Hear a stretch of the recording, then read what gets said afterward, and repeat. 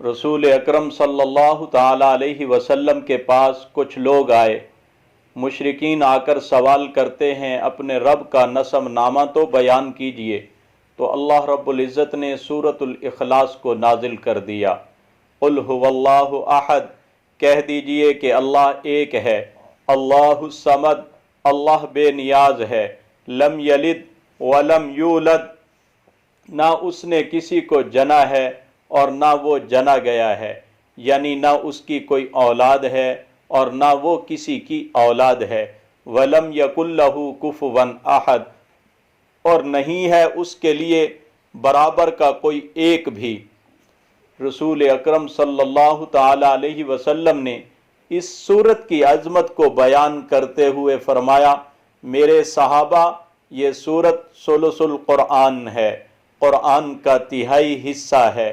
اس ذات کی قسم جس کے ہاتھ میں میری جان ہے، یہ سورت قرآن کریم کا تہائی حصہ ہے۔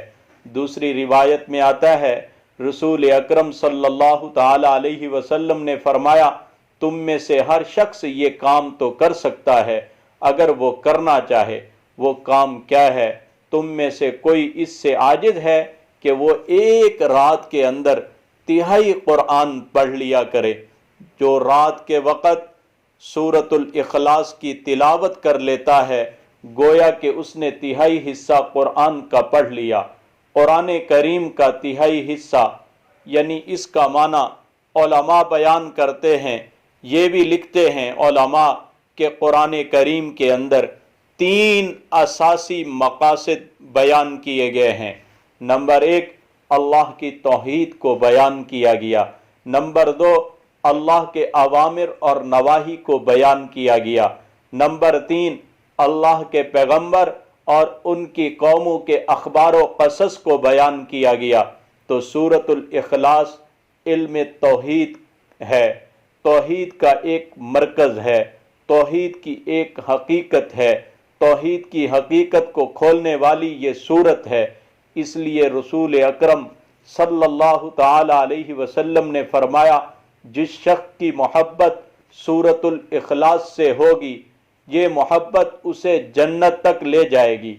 جامع ترمذی کی روایت ہے کہ ایک آدمی اللہ کے رسول صلی اللہ تعالی علیہ وسلم کے پاس آیا اور کہنے لگا، انی احب هذه السورہ، اے اللہ کے رسول، مجھے اس سورت سے محبت ہے۔ کون سی وہ سورت ہے جس سے صحابی کو محبت ہے؟ وہ سورت قل هو اللہ احد ہے۔ اللہ کے رسول صلی اللہ تعالی علیہ وسلم نے فرمایا، ان حبک ایہا یدخلک الجنہ، یاد رکھنا اس سورت کے ساتھ تیری محبت تجھے جنت کے اندر لے جائے گی۔ آپ صلی اللہ علیہ وسلم نے تو یہ بھی فرمایا ہے، جو شخص 10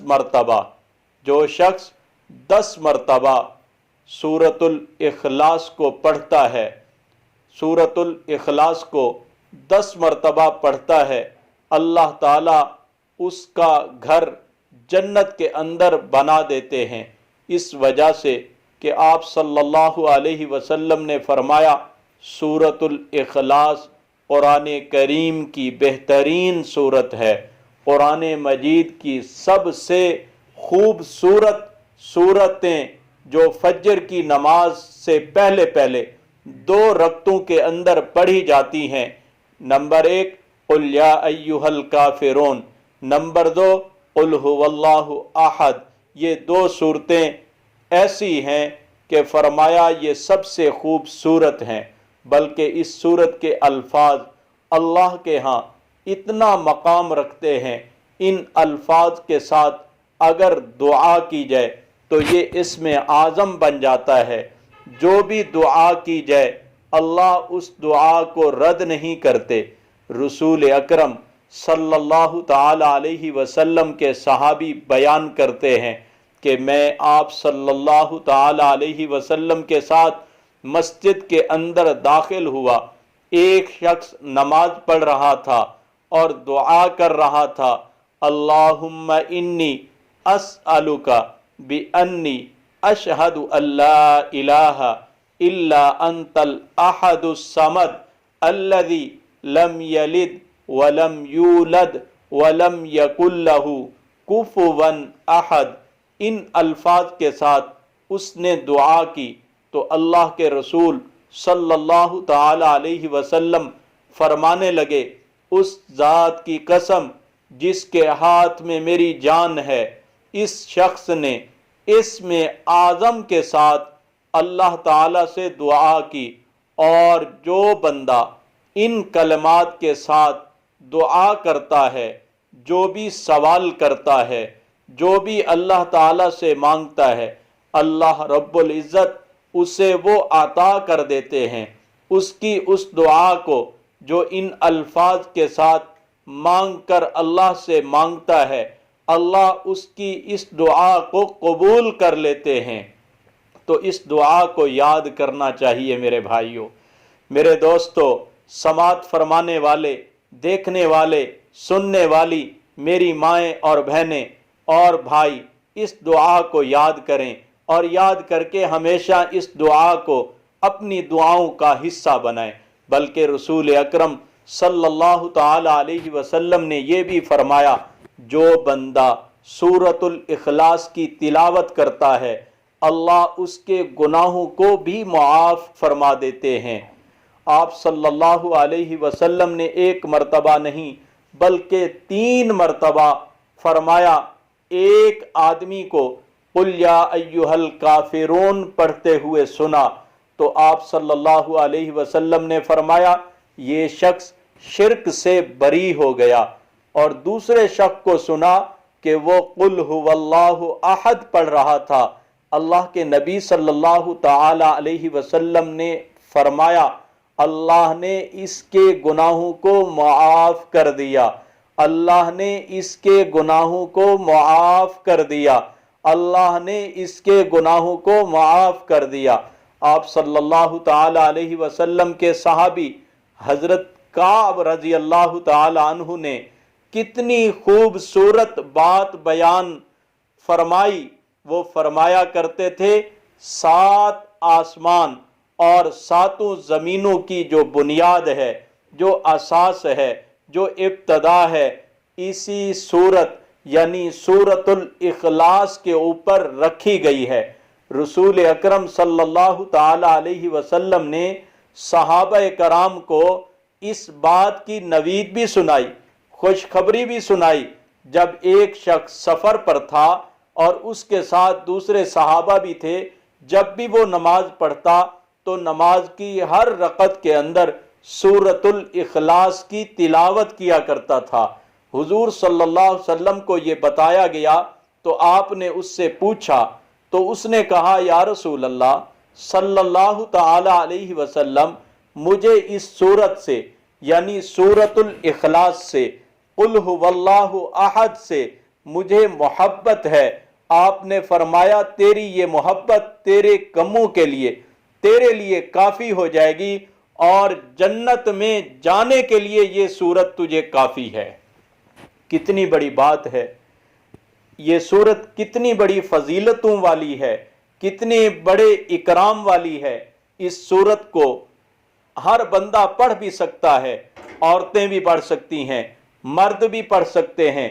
रसूलुल्लाह सल्लल्लाहु ताला अलैहि वसल्लम की ज़ौजा मुतहरा सिद्दीक़ा बिन्तु सिद्दीक़ हबीबतु रसूलिल्लाह आयशा रज़ी अल्लाह ताला अन्हा फरमाती हैं, रसूल अकरम सल्लल्लाहु ताला अलैहि वसल्लम जब आराम करने के लिए अपने बिस्तर की तरफ जाते थे, हर रात कुल्ला लैला, हर रात अपने दोनों हाथों को जोड़ते, फिर इन दोनों हाथों में फूंक मारते और कुरान मजीद की ये तिलावत करते, कुल हुवल्लाहु अहद, कुल आऊज़ु बिरब्बिल फलक, कुल आऊज़ु बिरब्बिन नास।